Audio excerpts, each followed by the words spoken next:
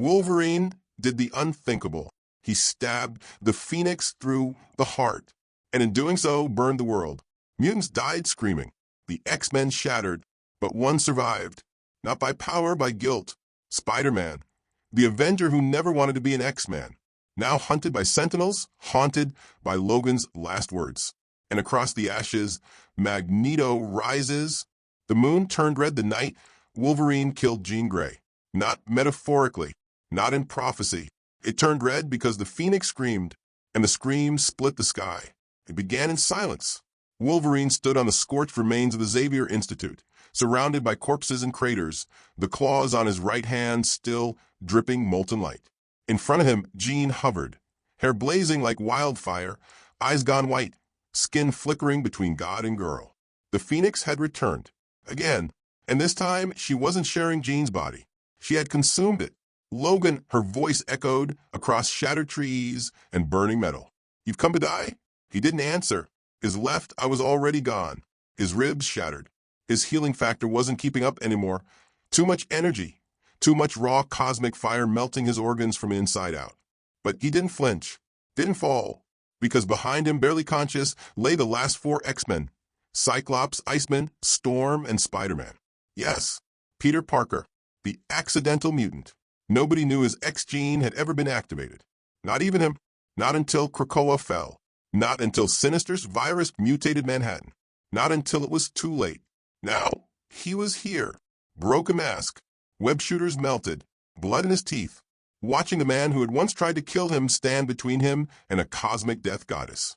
"You can't save her," the Phoenix said, voice low now, not cruel, just exhausted. "You couldn't before. You won't now." Wolverine nodded slowly. "You're right." And then he leapt. It wasn't a noble move. It wasn't dramatic. He didn't shout. He didn't roar. He just moved faster than sound, faster than heat, faster than hope. 3 claws. One target. Her heart. And for a second, a brief, insane, holy second, he reached it. The scream that followed wasn't Jean's. It was the universe remembering what it had lost. Suns across 10 galaxies flickered. Mutant kind trembled. Magneto, thousands of miles away, fell to his knees mid-sentence. The Phoenix burned and then collapsed. Jean's body fell with her, a husk of red curls and scorched flesh. Her last breath escaped like steam from a cracked kettle. Logan caught her before she hit the ground.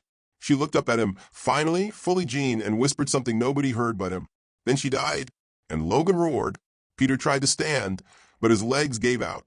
Storm screamed his name, not Peter, not Spider-Man, his new name.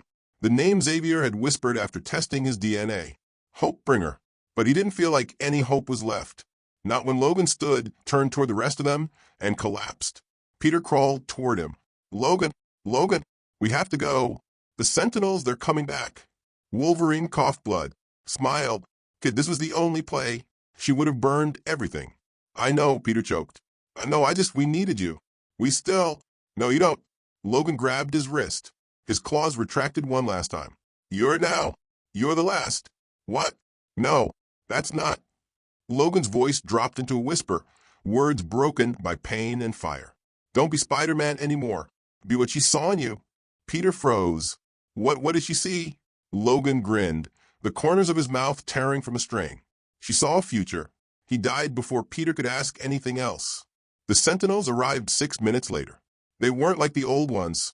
These were faster, colder, forged with Stark-Tech skeletons and Xavier's stolen cerebrologs.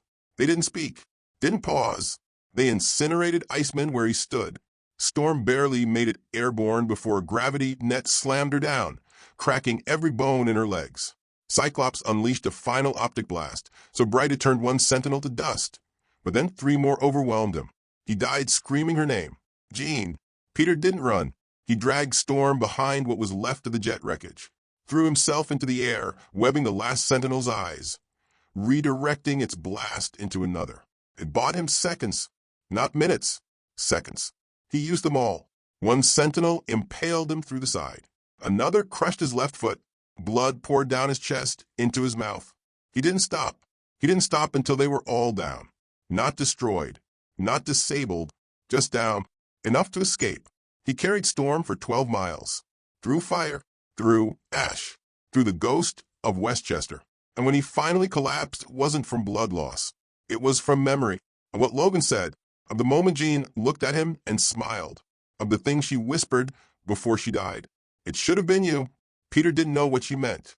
But in the ruins of the X-Mansion, a figure watched from the shadows. He wore red armor now, not his old helmet, not his cape. This Magneto was reborn, and he was not alone. Ash covered Peter's mask like snow. He sat motionless beneath the crumbling spine of the Blackbird's wreckage, his breath shallow, his side torn open. Storm lay unconscious next to him, her silver hair streaked with blood and cinder. The world was silent, but not dead. Not yet. He felt it before he saw it. Magnetism rippled through the air like a heartbeat. The trees bent, metal twisted, the earth groaned, and then a voice. Is this the last of them? Peter stood, swaying. From the smoke stepped Eric Lenscher. But he wasn't the Magneto Peter remembered. This wasn't a man in a purple cape delivering speeches. This was a warlord in crimson battle armor, forged from fallen sentinels and fused with alien alloys. His eyes weren't just cold, they were radioactive. Behind him walked four figures. None were familiar. None were human. Spider-Man, Magneto said flatly. Or should I say, Hope-bringer.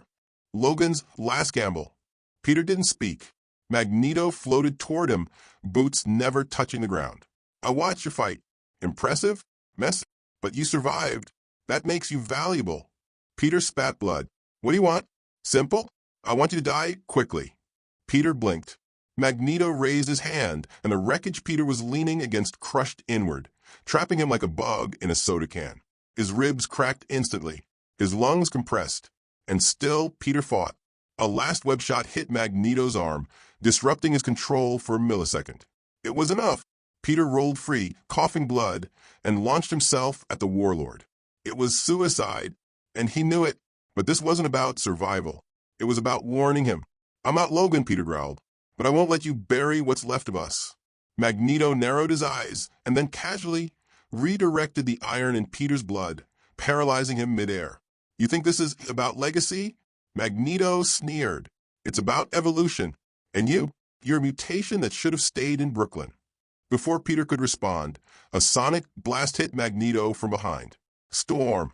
She was standing, barely, but her eyes were glowing white-hot. Her arms trembled as she forced lightning through her broken bones.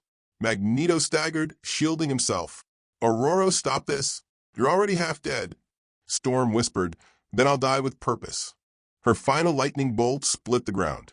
Peter crashed down, rolling hard, while Magneto flew backward. It gave Peter exactly 4 seconds to grab Storm and vanish into the trees. It was enough. He carried her. Again, every step felt like glass tearing through his spine. But he ran. Behind them, Magneto watched. He didn't pursue. Not yet. Because this wasn't about killing Peter Parker. This was about watching him become exactly what he feared. The last X-Man. They hid in the ruins of a forgotten Morlock tunnel. Storm burned with fever. Her skin radiated energy, unstable, dangerous. Peter patched her with scrap bandages and half-dissolved medkits. You shouldn't have come back for me, she whispered. Peter didn't look at her. I couldn't leave you. You're not ready. He clenched his jaw. Neither was Logan. She grabbed his hand, trembling. There's something you don't know. Something Logan never told you. Peter leaned closer. She smiled through the pain. You're not just a mutant. You're a vessel. He froze. A vessel for what? Jean didn't just die, Storm said.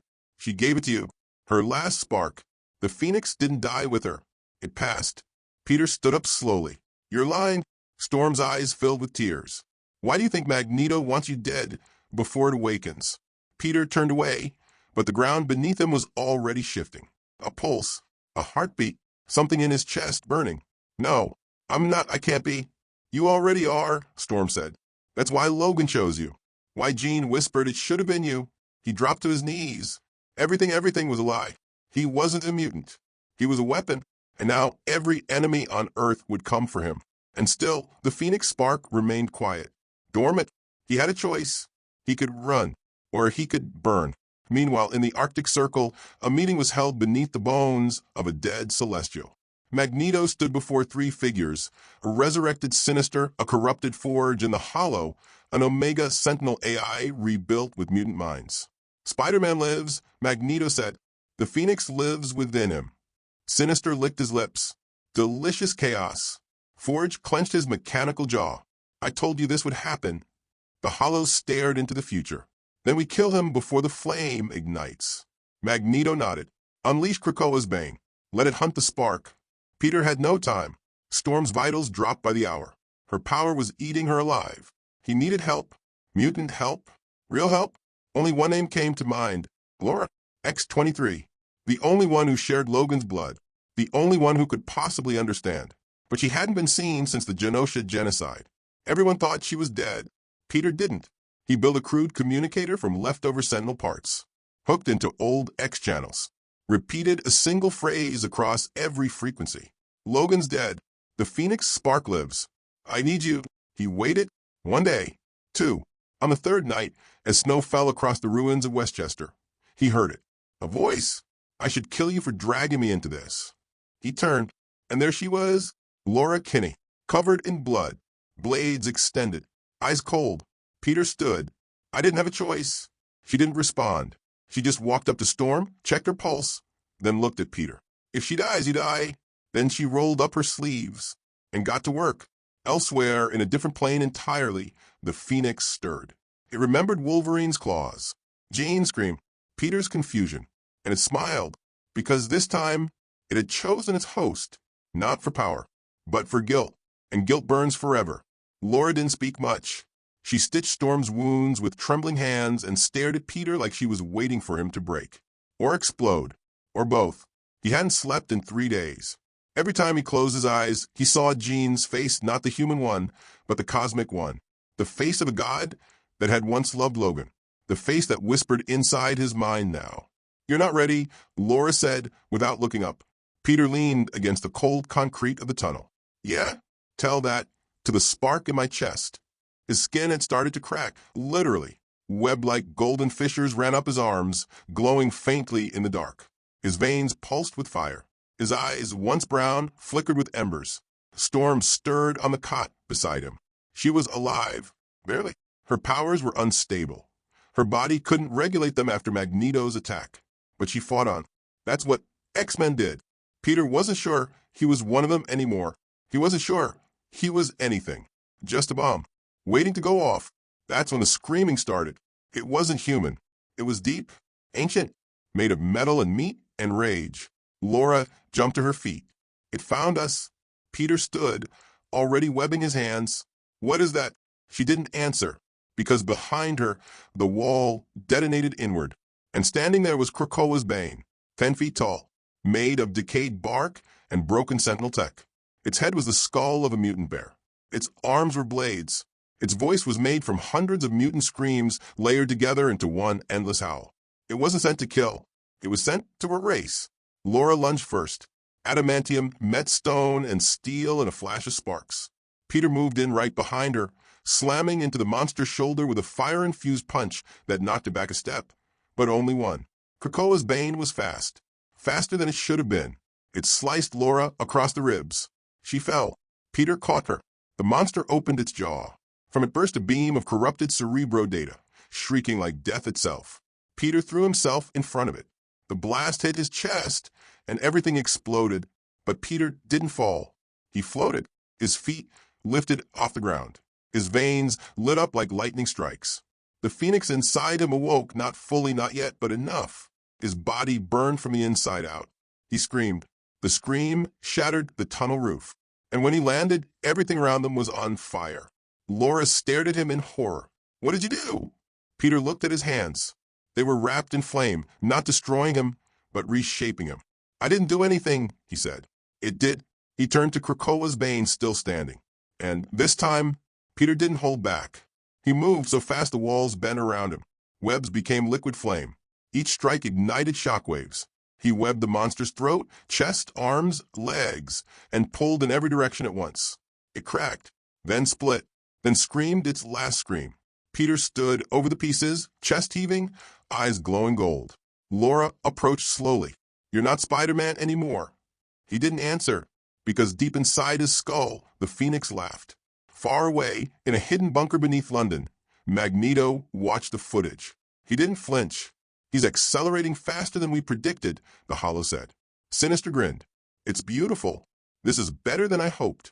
Forge slammed his fist. You fool.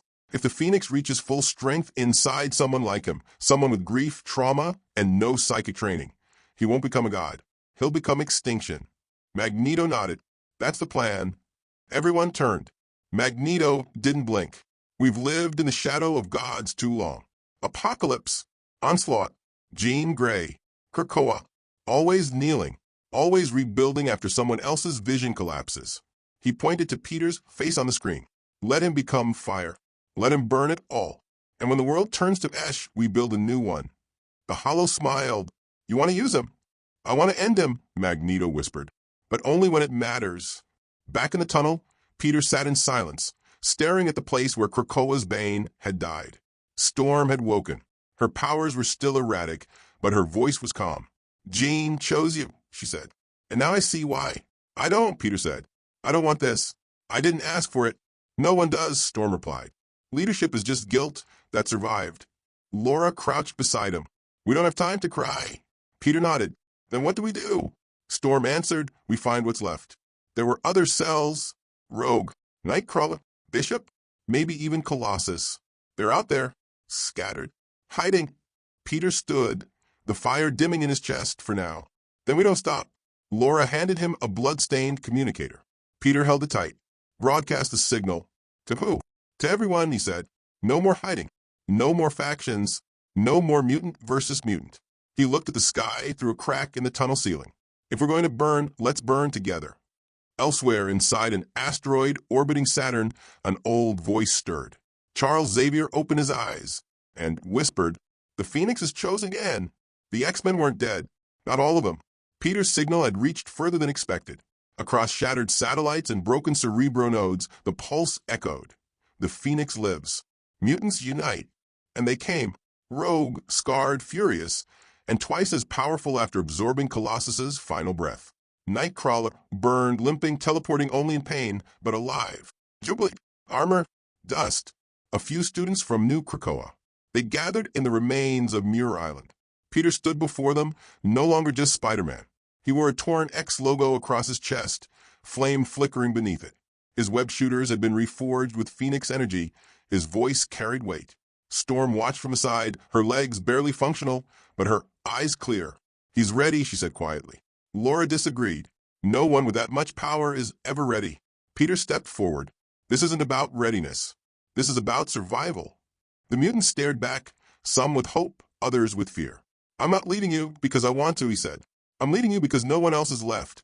No one cheered, but no one left either. Until the roof exploded. From above descended Juggernaut, corrupted and upgraded by Magneto's tech. Beside him, Toad, Marrow, and a new weapon, a rebuilt Omega Red, fused with Shi'ar cybernetics. The Brotherhood had returned. Different, brutal, controlled. Peter didn't flinch. Defensive grid now, he shouted. Nightcrawler vanished in smoke, teleporting enemies mid-strike.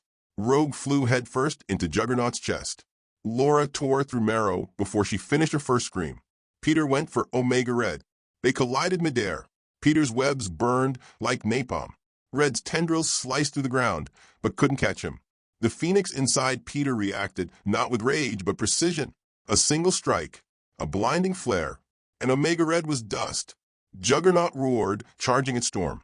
She stood tall, hands raised, and summoned lightning so violent it carved a hole through the floor. He vanished beneath it. Only Toad remained. He fell to his knees. He used us, he spat. Magneto said you were the destroyer. Said we had to stop you before it was too late. Peter stepped closer. Was he wrong? Toad looked up. I don't know any more. Peter webbed his mouth shut and left him there.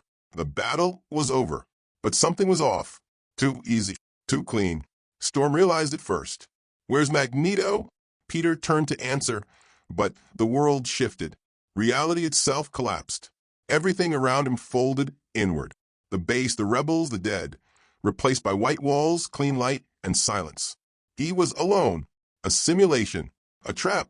Magneto's voice echoed through the emptiness. Hello, Peter. Peter clenched his fists. What is this? A conversation, Magneto said calmly. Before your god wakes up. Peter turned. Magneto stood in a glass corridor, older, grayer, but terrifying. I know what's inside you, Magneto said. Jean passed a spark to you, and now it grows. Peter took a step forward. And you want to kill me before it fully ignites?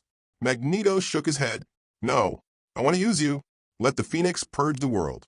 Cleanse it. And then when you're weak, I take it. Peter laughed bitterly. You're insane. I'm tired, Magneto replied. Tired of watching humanity clip mutant wings. Tired of watching our future bleed for their wars. You're the end game, Peter. The last mutation. Peter's voice dropped. Then this is your last mistake. Magneto's smile faded, because Peter wasn't in the simulation anymore. The Phoenix had broken him out. He stood in Magneto's real chamber, fire dripping from his shoulders, eyes burning white. You forgot something, Peter said. I'm not just Spider-Man. I'm what comes after. He raised his hand.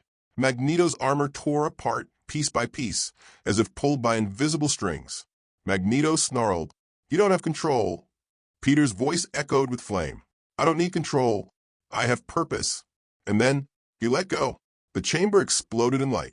The earth shook, and somewhere deep beneath the crust, the Phoenix smiled. The world was on pause. Magneto lay shattered beneath the wreckage of his final sanctum, blood frozen midair. The war was over. The Brotherhood broken. The rebellion scattered. And Peter Parker stood alone at the center of it all, burning. The Phoenix had fully awakened. It didn't scream. It whispered. Across planets, galaxies, dimensions, it whispered only one thing. Let me fly. Flame poured from Peter's eyes, webbing across his body like molten armor. Every breath melted the air. Every heartbeat cracked reality. His mind stretched across time. He saw Jean Logan, Xavier, all of them, dead. Because of this fire. Because of him. Storm tried to reach him.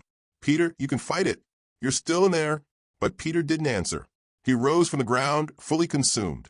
The Phoenix avatar towered around him, a fiery winged shape, godlike and eternal. The last X-Man was no longer a man. He was judgment. Across the sky, thunder rolled.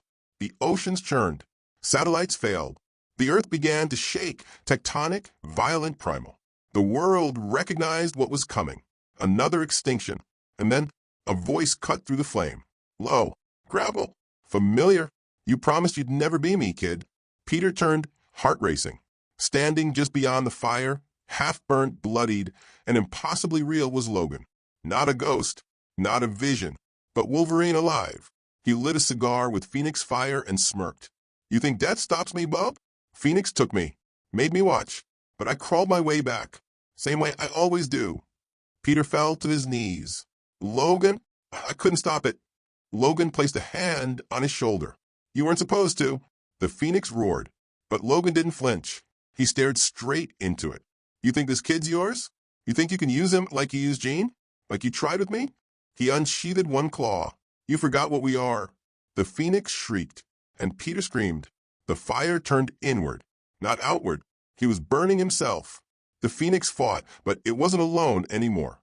Peter had help. Logan's presence grounded him. Jean's spark guided him. Laura's rage fueled him. Storm's hope wrapped around his ribs like armor. I'm not your host, Peter whispered. I'm your end. The fire exploded upward into the sky, like a sun collapsing in reverse. For a moment, Earth had 2 stars. Then one. Peter collapsed, eyes dimming, lungs empty. The Phoenix was gone, vanished, buried in the ashes of sacrifice. Logan caught him before he hit the ground. Easy, webhead. You did it. Peter coughed. You're really here? Logan nodded. One last ride. Storm and the others ran to them. The world was saved, but not healed, and the cost was carved into the soil. 1 week later, the X-Men stood in silence at a new grave. Jean Grey, again, but this time she stayed dead. Logan vanished after the ceremony. No goodbyes, just smoke. Storm took leadership of the remaining mutants. Laura trained the next generation, and Peter, he left the mask behind. Not Spider-Man, not Phoenix, just Peter Parker. But every night, when the stars flickered wrong, he looked to the sky and wondered if the fire would ever return. Because if it did, he'd be ready. End of story.